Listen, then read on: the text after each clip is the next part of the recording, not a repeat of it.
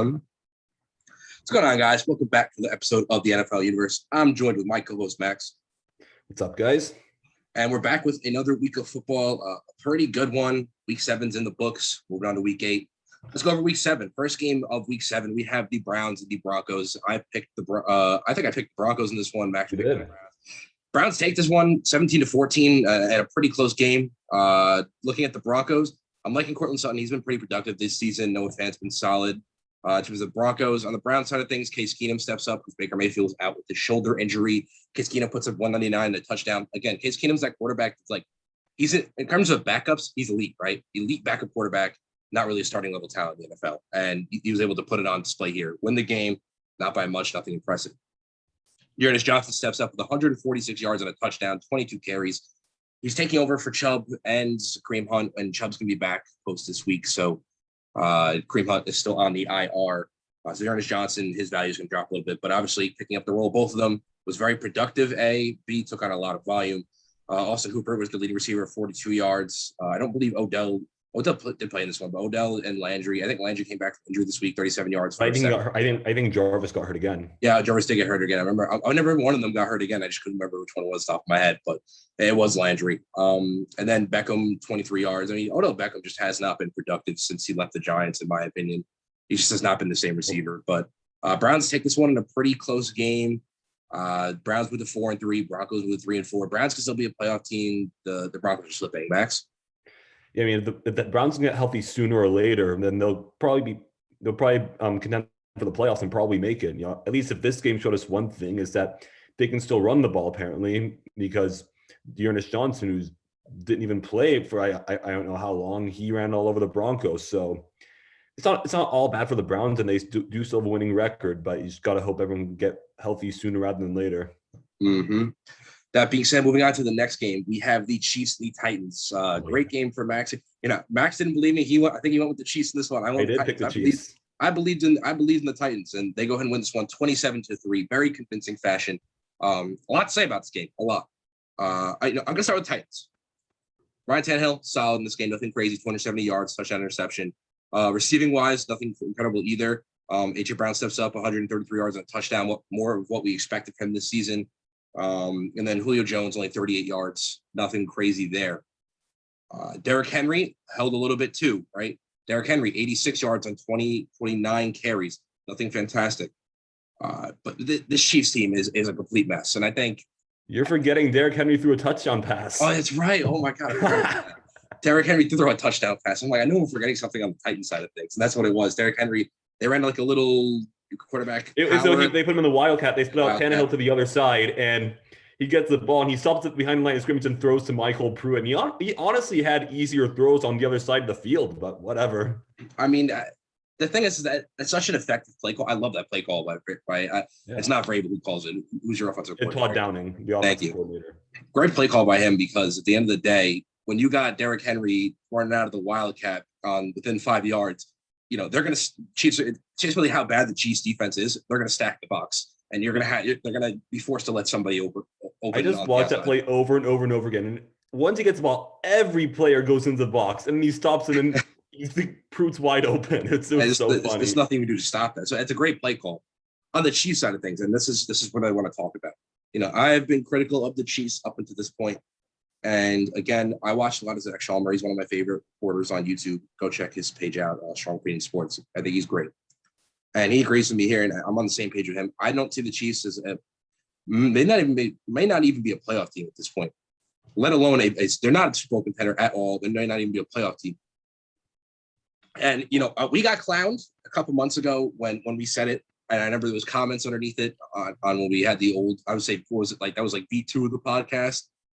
Where we said that the Chiefs were not going to be the same this year. And one of the part of that problems was going to be it was all going to, and we were right. The defense is horrific, right? Across the board, they don't have any talent on the defense. There's not much Spagnuolo can do with that. Is Frank Clark even playing, or is he in trouble right now? So. Because their only playmaker I can think of is Chris Jones. Frank Clark is in the game, but he's so unproductive. He's so ineffective this year. He just came off since he came off the 49ers. He just hasn't been as effective, and especially this year, he's been non-existent. I'm sure they're running double teams on him because just how lackluster the rest of the defense. I mean, you got Chris Jones, but Yeah, that's the only other playmaker I can think of. This defense is lackluster. B, that offensive line is not what it was. And this is the biggest part we got clowned on. Oh, they're going to be fine. You know, they don't need an offensive line. They got the Super Bowl without it. And look. Did you watch the Super Bowl? Exactly. Yeah. And we got clowned for that in our last version of the podcast. And that being said, look at what's happened this year. Defenses have got better in terms of being able to play the Chiefs. They know the Chiefs want to hit deep downfield. They know they're going to run a ton of screens to Travis Kelce. They get that sort of, they're playing concept. Whatever they're doing, whether they're going to run man, they're going to run zone, they're playing to the strengths of the Chiefs. You combine that with the poor offensive line play that they've had, because again, they released their starting offensive tackles. Even though you picked up Orlando Brown, you're not going to replace that in one season. You're not going to replace that chemistry. You're not going to replace that. And I think third part of the issue is Patrick Mahomes is trying to play Superman. And you see it in the past, I think 3 games especially, yes. 206 yards, 1 interception this game. He tries to make plays that just aren't there. He forces balls, and in the past, he got away with it because he's a great talent. But when he doesn't have enough talent around him, you're not going to be able to do that every time, especially how the defense is playing him. The Chiefs are falling apart day by day. They simply do not have enough talent on defense. They're being played very well by opposing defense. I mean, the Titans secondary is pretty abysmal. Right now, because we're so injured. And they're a bottom 10 secondary in this league. And but the Chiefs made them look good. The Chiefs completely played into what we do. And here, I've been saying, so I write for, if you see my Twitter all the time, or if you hear me talk on this podcast, I've said it before and I talk about it all the time. Our coaches have our corners line up about 8 yards behind the line of scrimmage. And the Chiefs played into that this weekend because they can either go 5 yards down the field or 50 plus. There are the very few plays where they just throw 15 yards down the field. They don't have any guys. We're not going to say they don't have any guys, but they're not able to do it right now. Yeah. They're a home run offense or create from the line of scrimmage. 100%. And when you play into that, and you that allowed the Titans to do what we like to do, which I still disagree with, but for this game it worked. And running game wise, they're pretty much non-existent. I mean, the past couple of years, their rushing game has really came off the fact that their passing game has been so good. And that's why a guy like Clyde Edwards-Helaire can really excel. He's on the IR. Damian Williams, especially with that offensive line, is not going to be able to produce on his own. You see it, 5 carries for 20 yards, and then Patrick Mahomes, your leading rusher for 35 yards. And it's just the Chiefs are not what they were. I think the Chargers are really set to win the division. I don't like where the Chiefs are right now, and they need to really figure it out. I don't think this year is not going to pan out well for them. I have that feeling. They may miss the playoffs. And I'm saying this because they have Patrick Mahomes, because they have Hill, because they have that talent. If they take the right strategy in the offseason in terms of they need to address that defense, make a couple signings, possibly work on if taking any draft picks you have, move it to the offensive line. That's probably what I would do. You got to address your weaknesses here and regroup. I don't think this is Chiefs year this year. I think next year they might be able to bounce back, but this year they're struggling, and it shows. They've lost a couple of good teams, but they just don't look the same. They would have beat these teams last year, 100%. I'll say one more thing about the Chiefs, then I'm going to get into the Titans because I can't not talk about the Titans. Go for it, but anyway, I honestly think the Chiefs could miss the playoffs too, and right now they probably will based on the way they're looking. At the same time, I would not be surprised if they went on a big winning streak like they did a couple years ago. Because remember, 2 years ago, I don't think it was as bad as this, but they were in a spot where it was like, we're kind of disappointing. And then in late November, early December, they started to hit their stride again. Don't discount this organization. They have great structure. Andy Reid, Mahomes, and they've been there before. They've won a Super Bowl with this group. It may be a situation where they just have to dig deep and get better. So who knows? I could see them missing the playoffs, and right now that's looking like it will happen, but don't count them out because it is still the Chiefs. But moving on to my team, finally, we talk so much about the Chiefs, but it was so refreshing to see the Titans win a game based on their defense. If you would have told me a year ago around this time, or even in the offseason after getting Julio or whatever, that we would not allow a touchdown to the Chiefs, would have told you you're crazy. It's been so long since we've seen the Titans dominate on defense like this. And a part of that, like I keep bringing up, the pass rush from this year to last year is night and day. Because we got guys contributing all over. Bud Dupree finally got his first sack this week. Denico Autry, who's supposed to be a depth pickup, he got 2 sacks and he's having a tremendous year. Harold Landry yet again got another sack, and Jeffrey Simmons was in there too, and he contributed to a fumble by Mahomes. I mean, these guys are getting after the quarterback, which is something we thought we wouldn't be able to say last year or any other year prior. And it's honestly making a difference, and it can mitigate poor secondary play especially when the Chiefs have a bad offensive line. 100%. So again, the Titans looking good. I really can't see anybody else taking their division besides the Titans. Can I read one stat too? So Derek Henry didn't have a great game this week, but I saw this one stat on Twitter the day after. The Titans called 7 play action passes off of Henry in the first half. Ryan Tannehill with that was 6 for 6 and 119 yards and ran for a touchdown. That just shows you what he is to this offense right here. No matter what, run or pass, Derrick Henry is the focal point, and he's what makes this offense work at the end of the day, because I'm still not 100% impressed with our play calling right now. I mean, at the end of the day, look, bad game for Derrick Henry's 86 yards. I mean, that says enough. Nearly 100-yard game was a bad game for him. I mean, that's a solid game for most running backs in the NFL. Yeah. It's not horrible. That's a bad game for Derrick Henry. That being said, he has such an impact, especially when you have such a bad defense that can't cover for anything. But they're going to have to stack the box against Derrick Henry. Call play action, he's effective. As you see, he draws in the defense. They get over the top and play action calls. From there, we got Washington Packers. Don't have much to say about this game. The Packers win this one. They move to 6-1. Washington moves to 2-5, 24-10. Washington, I didn't know they're moving out of playoff contention. Terry McLaurin looked great, 7 yards, 122 yards, 7 receptions, 122 yards and a touchdown. This Washington team's kind of stuck in purgatory right now. They're not going to make the playoffs. They're not horrible, but they definitely need a quarterback. I'll tell you that much. And hopefully they'll address it in this upcoming draft. Chase Young was pretty ineffective this game, and the Packers just look better. One thing I want to say about the Packers, and this is like, it kind of came up when I was trying to configure my running backs this week, because I have A.J. Dillon and Leonard Fournette right now because Kareem Hunt's on my IR, and every single half-decent running back's on somebody's bench in my league, so I'm trying to make a trade.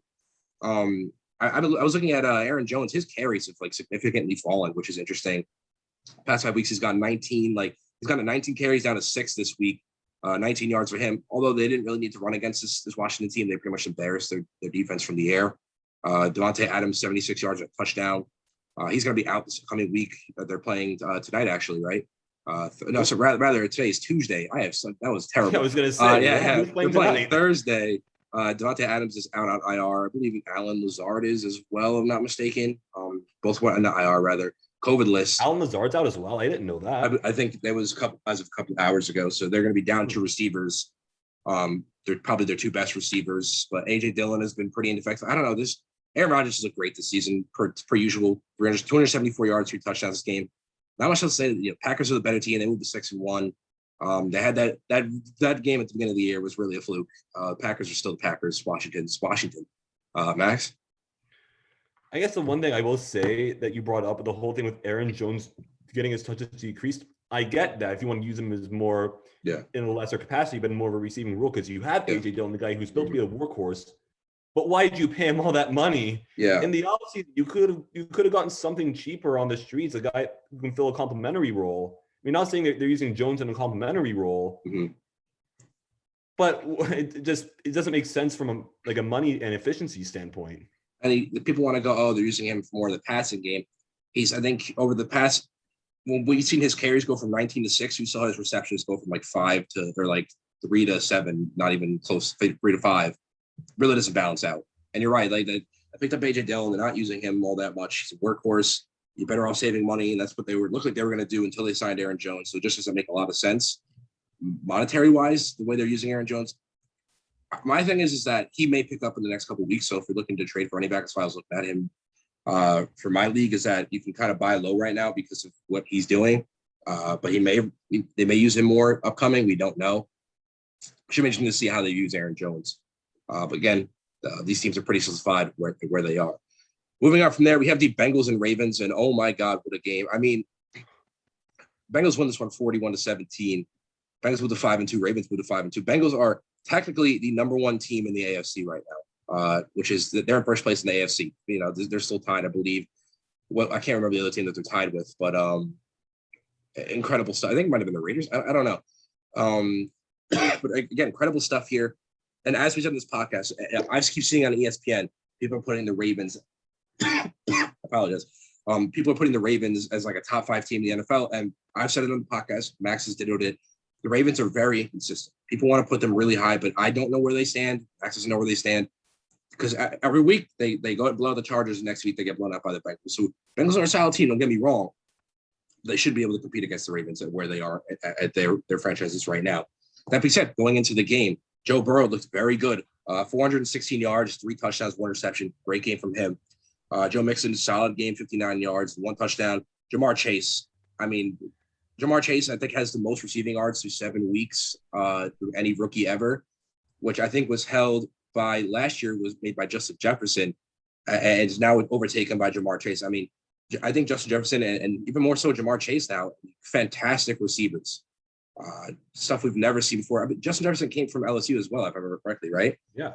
Yeah. So, I mean, these LSU products in terms of wide receivers are pretty incredible, which is kind of funny that you see their coach going away, Joe Oregon, being I guess terminated after this season. He's not coming back after the coaching job he did with Joe Burrow, Jamar Chase, and Jefferson. Coach O, yeah. Yeah, Coach O, he's gone now. But I've always wondered. I'm curious to see about what these guys like Jamar Chase, Justin Jefferson, and Joe Burrow think of them now, because I remember in Joe Burrow's Heisman speech, he said he was hoping that they would give him a lifetime contract. Now he's fired.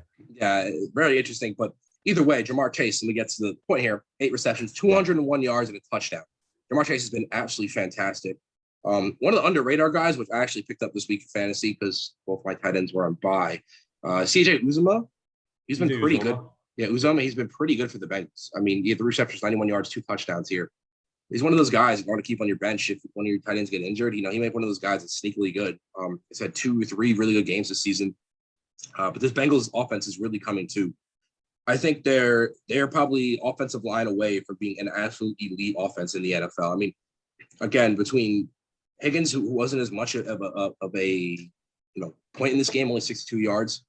Tyler Boyd, Jamar Chase, great wide receiver core, young, blossoming. Joe Burrow's coming into his own. Again, you fix an offensive line. You have Joe Mixon, and you have Perrine. Very, very good offense. Defensively, still some pieces to be filled, but they can play, as shown here. On the Ravens side of things, we had 257 yards from Lamar Jackson, 1 touchdown, and 88 yards rushing for him. Lamar Jackson's doing what he can with this team, but again, it's so inconsistent. You had Brown with 80 yards and a touchdown.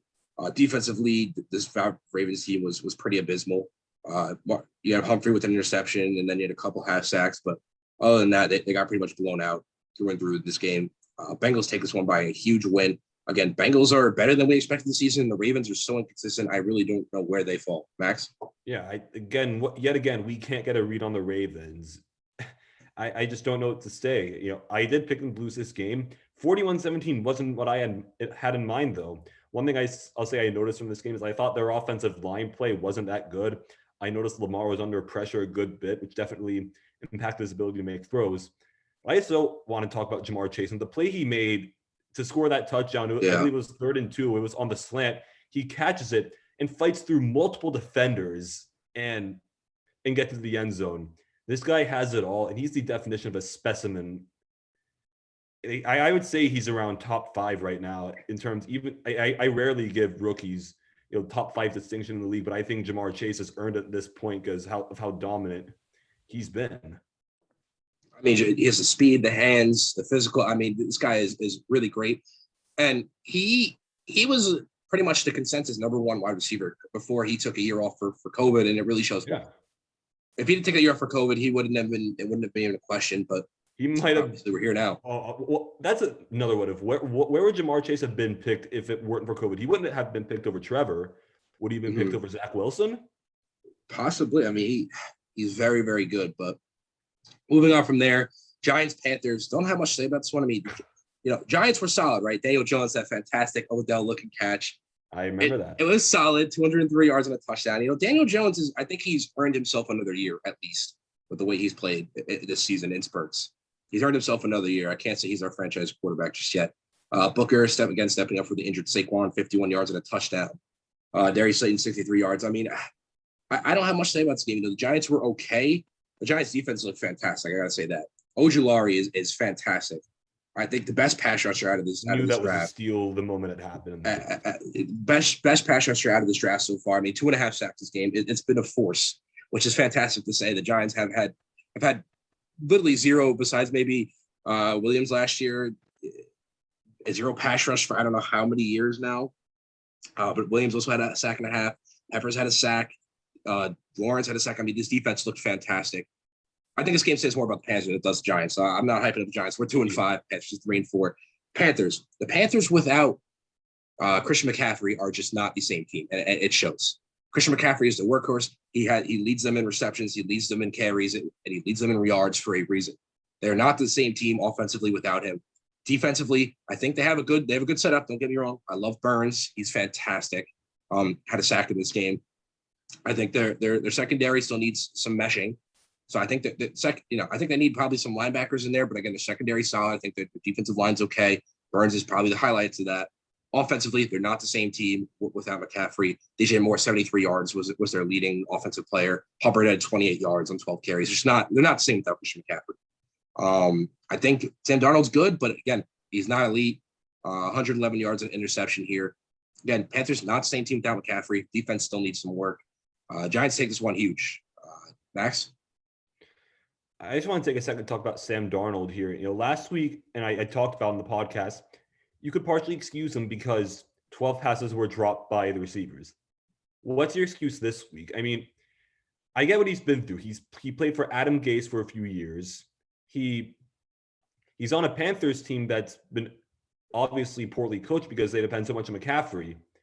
But we can see for this guy, his confidence isn't there. And it shows every week because whenever he has a bad game, he can't seem to rebound from it. And I get it. You're not in the greatest situations, but at some point as a player, I feel like you got to be stronger than that to a certain 100%. extent. 100%. Moving on from there, Falcons, Dolphins.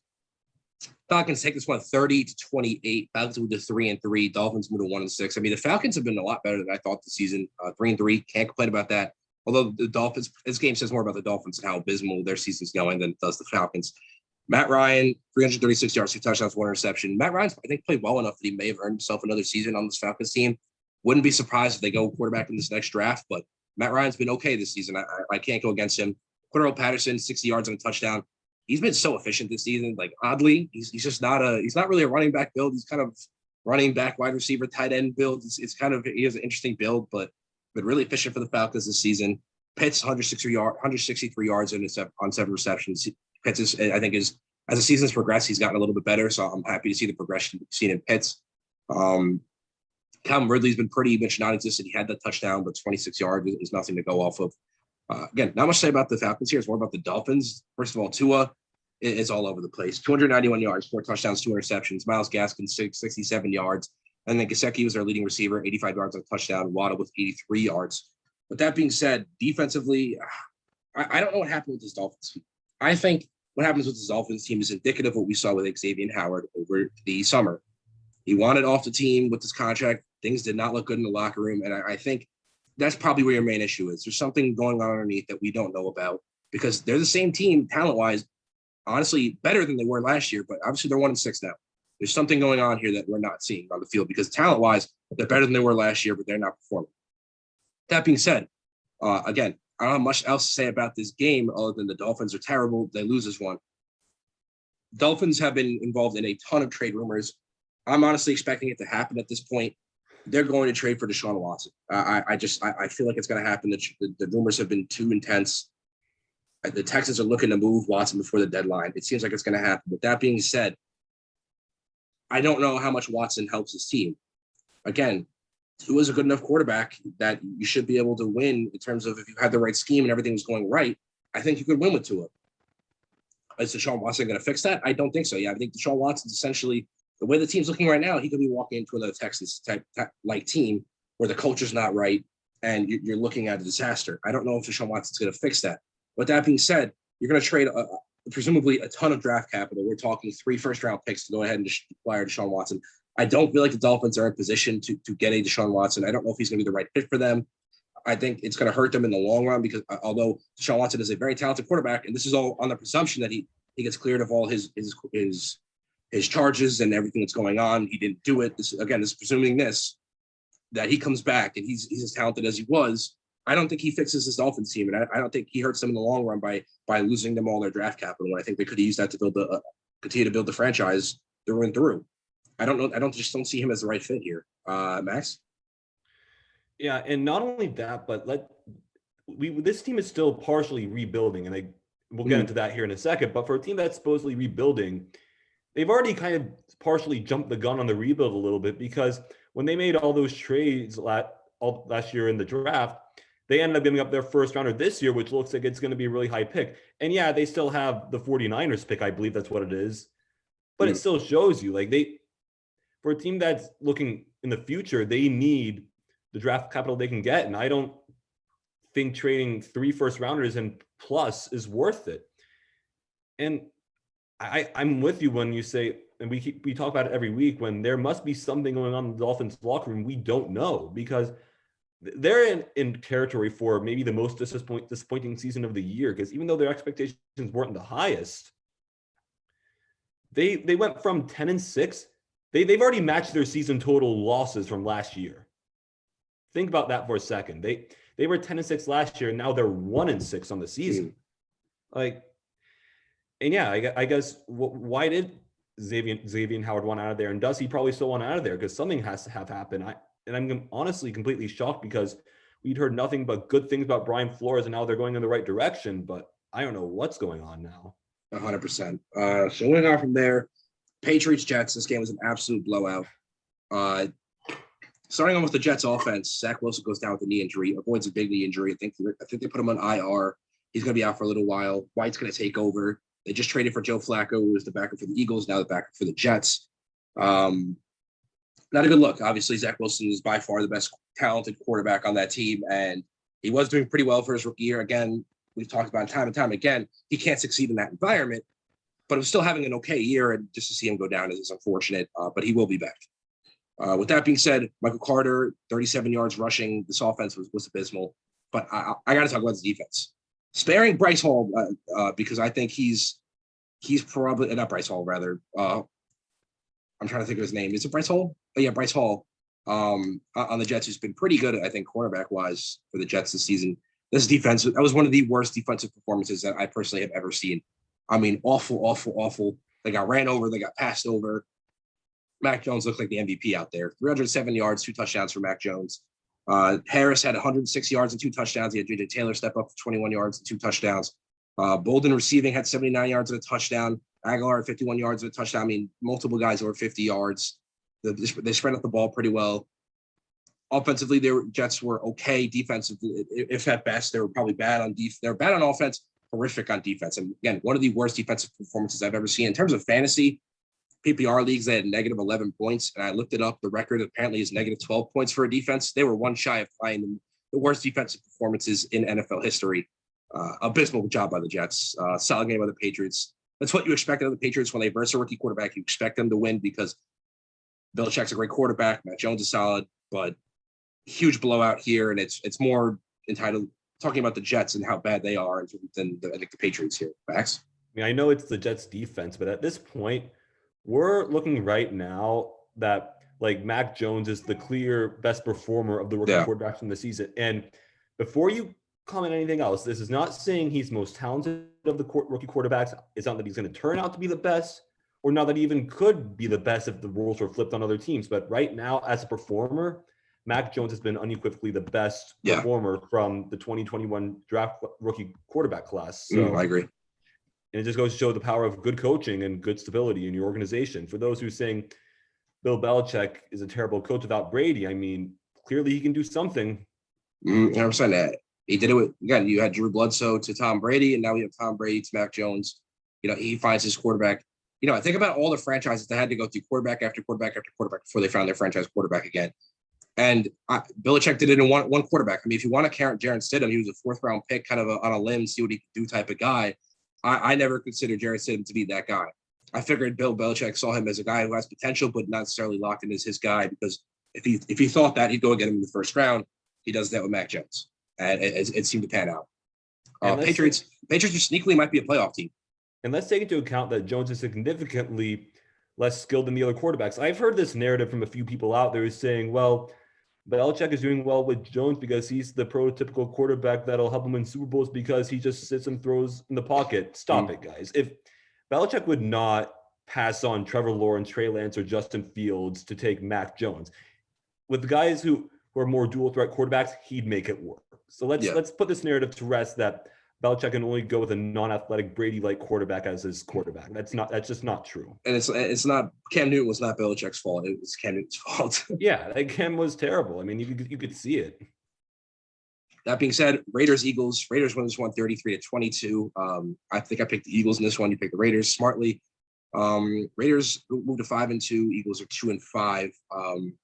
Jalen Hurts is okay in this game. 236 yards, 2 touchdowns, 61 yards rushing for Hurts. I mean, Hurts has put a lot of the offense on his back. Rushing wise, Miles Sanders has been pretty much non-existent this year. Gamo's been okay, but for what he is, but he's not fantastic. Receiving wise, they haven't been fantastic either. Smith is still coming into his own, still a rookie, 61 yards. Other than that, Goddard led him in receptions, yards rather, on 3 receptions. He had 70 yards. That defense is all right, pretty abysmal. Again, this Raiders team is really interesting to me because Derek Carr's been pretty good this season, right? 323 yards here, 2 touchdowns, 1 reception. Kenyon Drake, 69 yards and a touchdown. Jacobs coming back from injury, 29 yards and a touchdown. I'm sure. He only had six carries this game. I expect Jacobs' carries to go up next game. And then Fabian Moreau had 60 yards and a touchdown. What this Raiders team is really interesting to me. They lose John Gruden, and they're still performing. I think it goes to show that John Gruden is not necessarily the answer. I mean, John Gruden's coaching record in the NFL has been he's won a Super Bowl with a team that was provided him with a lot of talent. And he really hasn't done much outside of that. With that being said, this was a year that the Raiders are doing well. If the Raiders continue to do well, I think it pretty much eliminates the notion that John Gruden is a good coach. I mean, if this team's able to do well without him, then it was obviously the talent on the team coming to fruition rather than him coaching it. And that being said, with all the scandal that came out about him, it kind of just eliminates his potency in the NFL, which I think is a kind of a big thing unfolding behind the scenes. But again, this Raiders team's performing, and I can't argue. Max? Yeah, a lot of people, I mean, a lot, no one talked about, and we didn't talk about it here either, so we're not any different, but we never talked about on this podcast after the Gruden firing, we never talked about that beforehand in the offseason. There were rumors that he could be on the hot seat because the Raiders were underperforming, and it showed all the time in their inconsistency last year. They were going to fight for a wild card spot and blew it late. So, I mean John Gruden may have not been the answer after all, and they're 2-0 without him. And this game, this is without Darren Waller playing, who is arguably the focal point of the Raiders offense. So, I mean, I don't know. They put up 33 points. I know it's the Eagles, but still, they won it. They scored 33 points without their best offensive weapon on the field. 100%. So moving on from there, Rams won this one 28-19. Lions moved to 0-7. Nothing to say about the Lions. Jared Goff's not great. That entire team is just pretty awful. I think they've solidified themselves as the first overall pick in this next draft. Should be interesting to see who they get. I expect them to probably go edge rusher because although they might want to address Jared Goff, but there's no reason to reach on a quarterback when you have Jared Goff. So now we're talking week 7. We're talking about next year's draft, but the Lions are at that point right now. On the Rams side of things, decent game out of them. They moved to 6-1. Matt Stafford, 334 yards, 3 touchdowns. Henderson, 45 yards. Cooper Kupp has been probably the best receiver in football this year. 156 yards on 10 receptions and 2 touchdowns. Robert Woods, 70-yard game. Jalen Ramsey had an interception in this game, which was solid. And then I was looking at Aaron Donald's. Of course, no sacks for him. I'm a little concerned about this Rams team. I think they're fantastic. They're definitely Super Bowl contenders, but I put them on the lower tier Super Bowl contenders at this point because, this game shouldn't have even been as close to competitive as it was. Again, 9-point game, but against the Lions, who are as dismal as they are, and how much the Rams seem to be able to obliterate teams like this, I do question their ability to win a Super Bowl. I no doubt they're a playoff team. Don't get me wrong. They're just not my favorites in terms of Super Bowl contenders anymore, just because of games like this where they allow the Lions to even stay in this game. Again, they could be saying a little bit much, but again, it wasn't until the fourth quarter that they really took off and really separated themselves from the Detroit Lions here. But again, I'm a little concerned about the Rams in terms of the Super Bowl, their ability to contend for a Super Bowl. Max? Well, I'm going to take a little bit of a different angle here because I do kind of think that is an overreaction. I'll tell you why.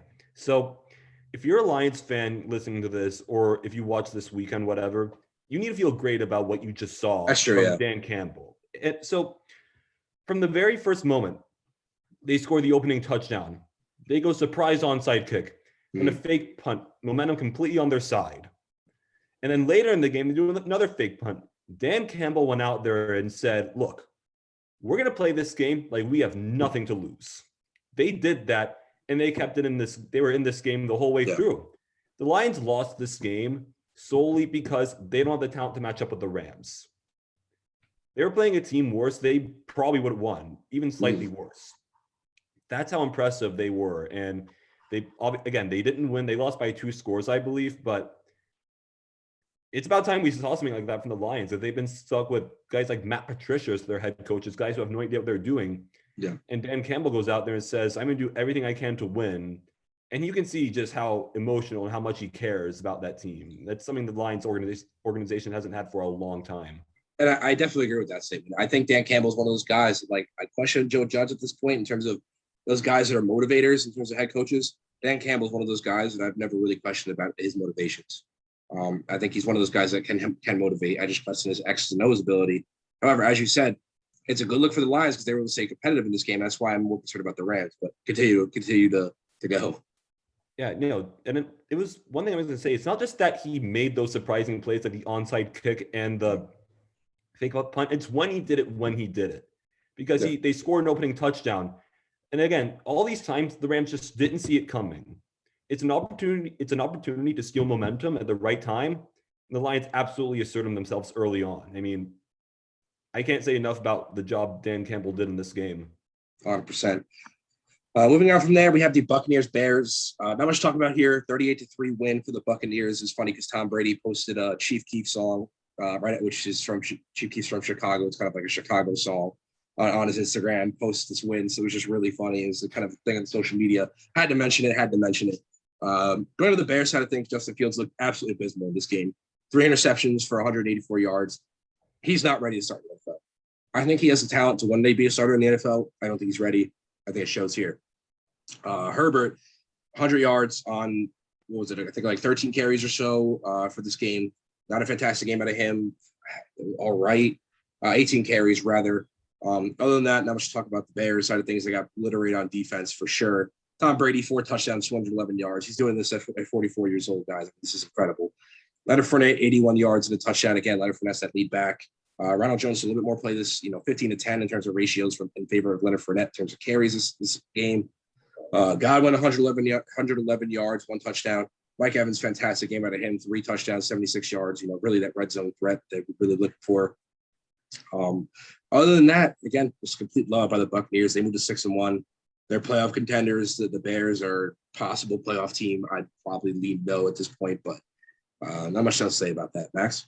Yeah, I mean, it doesn't help that Justin Fields also got sacked 4 times. I mean, there's certain organizations that look like they're just trying to kill their franchise quarterbacks. Yeah. And the Bears didn't lose this game just because Justin Fields isn't good yet, just because they got outclassed as a team. It just shows you the Buccaneers organization is just on another level compared to the Bears, and that really surprises no one. 100%. So moving on from there, we have the Cardinals and the Texans. Don't have much to say about this game. Just want to cover the stats real quick. Kyler Murray, 261 yards, 3 touchdowns, 1 interception. Still my MVP favorite. And then Zach Ertz, 66 yards and a touchdown here. I'm glad to see Zach Ertz step up and kind of find the last leg of his career on a good team where he can produce. So I'm glad to see Zach Ertz land with the Cardinals. Other than that, 31-5 win for the Cardinals here. Cardinals moved to 7-0. Texans moved to 1-6. I really expect Texans to probably have the number 2 overall pick in this next draft. If the Lions somehow win a game and the Texans learn how to lose out, I would be surprised if they have the number 1 overall pick. This team's a mess. They're kind of in position for a quarterback, but again, are they going to reach at the number 2 spot to go get a quarterback? I don't know. It also depends what they get. They're going to trade Deshaun Watson, I think, for the deadline. Not sure. I think it's going to be the Dolphins, but it could be another team. They're going to trade. I think they're going to trade Deshaun Watson before the deadline. Let's see what the haul they get back for him is, because if they get like a late first round pick, that might be a perfect spot to get a quarterback in this draft, because I don't see enough out of Davis Mills for him to be the franchise quarterback, even close to it. He's not horrible, but I think he's a solid back, but I just don't see him as a starter in the NFL. 31-5 blowout win for the Cardinals. Max? I mean, I will say one thing. The Cardinals are 7-0, but I noticed Kyler under a lot of pressure today, and it's not like the Texans have the best defensive line. Mm-hmm. So, I mean, that's one thing to watch out for. I mean, you can't win in the playoffs unless you have a really good offensive line. And one thing I also want to say, I was going to talk about it earlier when we were talking about the Dolphins game, but and I believe the Instagram posted this, but Brian Flores did say something the other day that Tua's our quarterback and they didn't want to trade him. So we'll see if he's telling the truth or not. You never know with what guys say, but that's a pretty big statement. I don't know. I feel like I've heard stuff like that before, and they go and trade him like the next week or so. I mean, I'm trying to think examples right off the top of my head. As a Giants fan, we signed Odell Beckham to a big contract, and Dave Gettleman goes, "We didn't sign him to trade him," and then they went and traded him to the Browns. So but it was after a season, though. I know, but like, it's one thing to do it like a season or so later. It's one thing to do it the next week. That's true. It's true. We'll see. Moving from there, Colts 49ers. Colts take this one in a pretty convincing fashion. That wouldn't a little bit surprised by this one myself. Carson Wentz 150 yards, 2 touchdowns, 0 interceptions. I got to say, Carson Wentz probably one of his best games of the year, if not his best game of the year.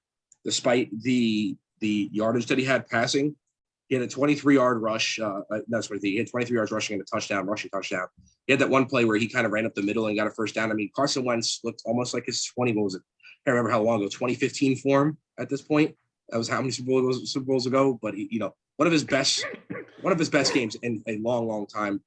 His decision making was really impressive to me in this game. So good luck for the Colts there. Jonathan Taylor, again, continued to be great. I thought he was going to be the best running back out of his class. He continues to prove it again and again. Here, 107 yards and 18 carries and a touchdown. We came out of him. Michael Pittman Jr., you guys know if you've been watching the podcast, I love Michael Pittman Jr., 105 yards and a touchdown out of him. Defensively was a solid game. You had an interception for Willis and Rhodes. The 49ers side of things, Garoppolo is pretty abysmal. I think he's on his way out after this year. I expect Trey Lance to be the starter after this year. And again, the Cardinals, the 49ers are being 2-4 right now, especially with the defense that they have. Only proves it. Again, Colts, I don't know if I mentioned this, 30-18. Colts moved to 3-4. Elijah Mitchell's looked fantastic. I think with the exit of Raheem Mostert due to injury, Elijah Mitchell has really stepped up, 107 yards and a touchdown on 18 carries. I really love what he's put out. Samuel, per usual, he's been having a fantastic year, 100 yards and 1 touchdown on 7 receptions. Ultimately, the Colts were just better in this game overall, and I think the 49ers are really limited by quarterback play. Colts have a really good game here. Not much else to say, Max. I guess one thing, how much was George Kittle carrying this offense? That's true, yeah. They look sloppy. And this might be, honestly, this is a big statement, but this 49ers team might be one of the biggest wastes of the Super Bowl window I've ever seen. Yeah. Number one, you don't have your quarterback. We've known Jimmy Garoppolo's vanilla, but you have a ton of injuries, but then weapons. Like, you have Deebo Samuel. You still have Brandon Ayuk. You've always had a solid run game. That defense is strong, or at least they should be. I don't get it with this team. Another inconsistent team. And with that being said, even at the beginning of the year, they weren't using George Kittle that much. Remember that. His usage was kind of low, and now he's on the IR. We know he's a really talented tight end. Use him, That being said, you can't use him this week. Obviously, he's on IR. Let me correct myself a little bit. A lot. Yes. I don't know what this team is right now. I really question one of those teams of my big question mark stamp. I don't know. With that being said, next game, Saints-Seahawks. Saints win this one 13-10, pretty unconvincingly, but Saints moved to 4-2. Seahawks moved to 2-5. Jameis Winston, 222 yards and 1 touchdown. Kamara held to 51 yards on 20 carries. And then Kamara got really busy in the receiving game, however. 10 receptions for 128 yards on a touchdown. I mean, he's pretty much their entire offense. No surprise there.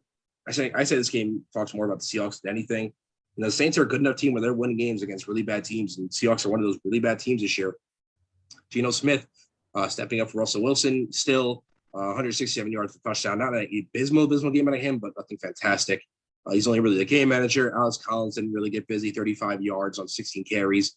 DK Metcalf was probably the highlight of this team, 2 receptions for 96 yards. Again, 2 receptions, 96 yards. Let me preface that. He had 1 reception. I think that went for 84 yards and a touchdown. Other than that, he had 1 reception for like 10 yards. That was his entire game. And again, he's the highlight of this week.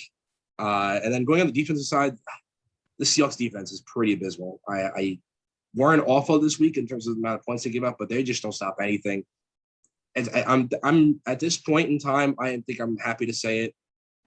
The Jets won the trade with the Jamal Adams trade. Jamal Adams has not been anywhere near what he was since he's been on the Jets.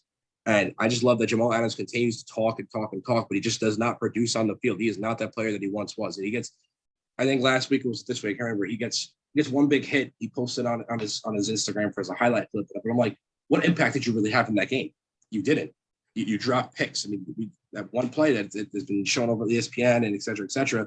He got nailed in the chest with what should have been an interception, and he drops it. He's just been really ineffective. And that's, Bobby Wagner's is a little bit aged out, and everyone else on that defense is a little bit aged out. Jamal Adams is the only guy that's technically still in his prime, and he's just not producing. So that defense is abysmal. Chris Carson's injured. That running game is not great. Russell Wilson's injured. And even before their injuries, they weren't producing. So it's just the Seahawks team is in a really, really bad spot. They're by far not a playoff team. Saints possible playoff team. That's where I have them right now. Max? We knew this Seahawks offense was going to take a step back without Russell Wilson. It's one thing to take a step back without your star quarterback. It's another thing to go to rock bottom. Yeah. And we also knew the Seahawks offensive line wasn't good, but they scored this game one touchdown, and it was like an 80-yard touchdown, I believe it was, something like that. I mean, how much does Russell Wilson mean to this organization? It looks like he was carrying this whole team. That says a lot about Pete Carroll and the whole organization. They're just content with letting one quarterback carry them, and it doesn't work like that in the NFL. 100%. It really goes to show how much Russell Wilson carried them. With that being said, any other comments before we go into our lightning round of picks? Nope. All right, so the lightning round of picks for week 8. Here we go, guys. We have the Packers and the Cardinals. I'm taking the Packers in this one. I think the Cardinals are due for a loss. As you said, Texans kind of give them trouble in terms of the defensive line play. Cardinals are, I think, undefeated for too long here. Good team. I don't see them coming out in this one. I think the Packers are going to take this one. Max? I do think they've gotten kind of lucky with their matchups so far, but no Devontae Adams, no Alan Lazard. I'm going to go with the Cardinals. Gotcha. I didn't even consider that. I'm still going with the Packers, though. I think I'm solidified on that. I think Aaron Rodgers can make it work because he's Aaron Rodgers. Going up from there, Panthers, Falcons. I'm going to take the Falcons in this one because the Panthers have not been producing. Is Christian McCaffrey back this week? I don't know. I don't think so because he went on IR 2 weeks ago. Yeah, that's true. Yeah. So I'm taking the Falcons in this one. Yep. No McCaffrey, no momentum. Falcons. Yep. Titans, Colts. Easily, I'm taking the Titans here. All right, I'm going to talk about this team. Stop going against your team. This is a trap game right here, okay? Titans, I've seen this before. Titans come off 1 or 2 big wins against 2 really good teams and then fall apart the next week right now. And here's the thing. It would be worse if the Colts would have lost the game to the 49ers because then the narrative all week would be Titans are superior. They're going to blow them out. They have more wins than the teams combined in the AFC South, blah, blah, blah, blah, blah. But now the Colts have a little streak of their own. They have momentum to some extent, so they can get some attention. Titans win by 1 point. Oh, wow. I'm still going with Titans there. I think a decent margin. I have faith in the Titans. That being said, Bills, Dolphins, Bills all day. Bills. Bengals, Jets, easily the Bengals. Yep. Steelers, Browns. I'm taking the Browns, especially with Nick Chubb returning. Yeah, I think assuming they get 1 or so players back for this game, even 1 more player, they're still better than the Steelers. Eagles, Lions. I'm taking the Eagles here. I wouldn't be surprised if the Lions are able to shoot up their first win against this Eagles team, but I'm going with the Eagles regardless. I think the Lions do get their first win here. After last week's showing, I think they're going to ride momentum. I think they're going to upset the Eagles, who are not a good team. Yep. Rams, Texans. I'm taking the Rams. Yep. Rams. 49ers, Bears. I'm taking the 49ers. Both teams been sloppy. I'm going to go with the Bears. I just think the 49ers are disappointing heavily right now. I think it's going to be a really ugly game, 100%. But I think the Bears are going to win. Moving on from there, Patriots, Chargers. I think this one's going to be really interesting. Bill Belichick and the way the Patriots are playing, saw it last week. They're going to put up a fight against this Chargers team. I have a feeling. I think the Chargers are still going to take it, though. I have faith in Justin Herbert to edge out, especially with how talented that Chargers team is, to beat out the Patriots. Small margin, but going to be a good game. Max? Yeah, I think it's going to be a good game. It's going to be a sneaky good game, but I think the Chargers are going to come out on top, possibly on a second to last drive. 100%. We got the toilet bowl of the week coming up here. We got the Jaguars and Seahawks. I'm taking the Jaguars in this one. I'm taking the Jags too. I'm taking the Jags. The Seahawks have not been good. They just have not been good. I got to take the Jaguars here. Yeah, I think the Seahawks are really, really lacking momentum right now. The Jags, not a good team, but I think they can play spoiler in games like these. 100%. Buccaneers, Saints. I'm taking the Buccaneers, no doubt about it. Yep. Washington, Broncos. I'm taking the Broncos here. I think they're going to bounce back. I'm taking Washington. I think they've been a little worse than I thought they'd be. The Broncos really don't have momentum right now. I think they're going to win. I don't think they can win by a lot, but I think they can win by as much as they need to, especially against Denver's offense, which is not good. 100%. Cowboys, Vikings, I'm taking the Cowboys. I'm going to take the Cowboys too, but this could be a little closer because you know what the Vikings can be on offense. I'm only taking the Cowboys here because of how inconsistent the Vikings have been. And I do think the Cowboys are better on defense, but don't be too surprised if there's an upset here. Yeah, and with that being said, you got to remember a lot of these teams, we had Bye-Mageddon, which is like the most buys we've ever had in 1 week between like the Cowboys, the Bills. Should be interesting to see that they had an extra week to prepare how they're going to come off the bye week. Should be interesting. Last game of the week, here we go. Giants, Chiefs. I'm going to take the Chiefs here. However,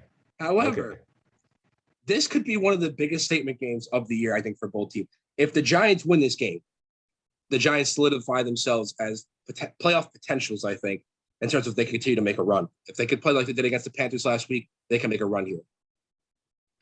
That being said, again, it says a lot about the franchise. It's a really good game for Joe Judge. I think it solidifies the Chiefs as the dumpster fire that they are this season. That's if the Giants win. It could be a huge statement game if the Giants win. However, if the Chiefs win, which I do expect to happen, it's really no surprise. The Chiefs are by far the better team. I really don't see how the Giants are going to put a stop to this Chiefs offense as bad as it's been in comparison to past years. Max? The Chiefs can't lose this, can they? I don't think they will, but if they do, again, can the Chiefs really be 3-5 with a loss to the Giants? Incredible. They'd have to continue to drive. I know everything you're saying, and I agree, but just like, if the Chiefs really lose this, I think the Giants have a shot. I mean, I think anyone can agree. They do. The Giants have a shot, and it's incredible just how bad. Who would have ever thought? Who would have ever thought a year ago today, or even in the offseason, we'd say the Chiefs wouldn't score a touchdown against the Titans, and they may lose to the Giants. The Giants even have a chance. The fact that we're even saying the Giants have a chance. The Giants have a chance. With that being said, I guess that wraps up our week. Max, any final comments? Not for me. Gotcha. Okay. See you guys next week. Again, enjoy week 8 of football. Hope you guys reviewed our week 7 and our prediction for week 8. See you guys next week with an episode. See you guys.